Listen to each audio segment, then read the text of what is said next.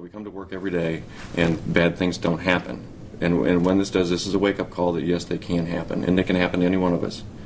Now at 5, new details about the confinement officer attacked by an inmate in the Allen County Jail. Good evening. The officer is still in a hospital tonight in serious but stable condition. The suspect, the inmate, is charged with battery to a law enforcement officer. News Channel 15's Alyssa Ivinson talked to the sheriff today. So, Alyssa, what have you learned? Well, the inmate who police say attacked the officer was behind bars for murder. In less than a week, he would have been moved out of the Allen County Jail to the Department of Corrections. But now he'll stay here for a while longer, facing a new felony.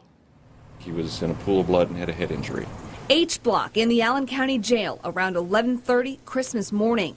The inmates just had lunch, and confinement officer Quentin Greer was collecting the food trays When the inmate came up and hit him from the side with another food tray. That inmate, 19-year-old Deadrian Boykins, convicted of killing a 17-year-old in April. 5 days ago, he was sentenced to 65 years in prison. Court documents say an argument over the TV led to the assault. The probable cause says Boykins asked Greer to leave the television on for a few minutes, saying, quote, "Show some holiday spirit." Boykins said Greer replied, "A man is dead because of you. Where's your holiday cheer?"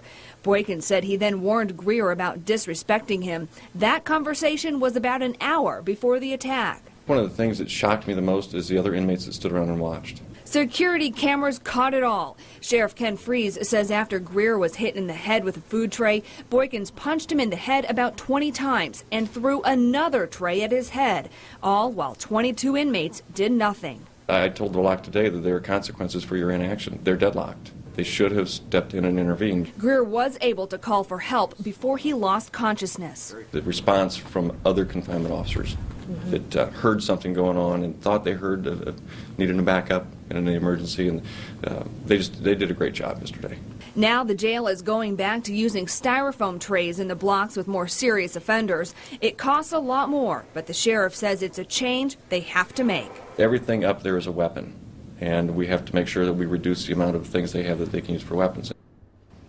Confinement officers do not carry weapons in the jail. Greer's a 3-year veteran. The sheriff told me today that Greer had a CT scan to make sure there's no internal bleeding. They hope to release him from the hospital in a day or so. Okay, Alyssa Ivinson, thanks.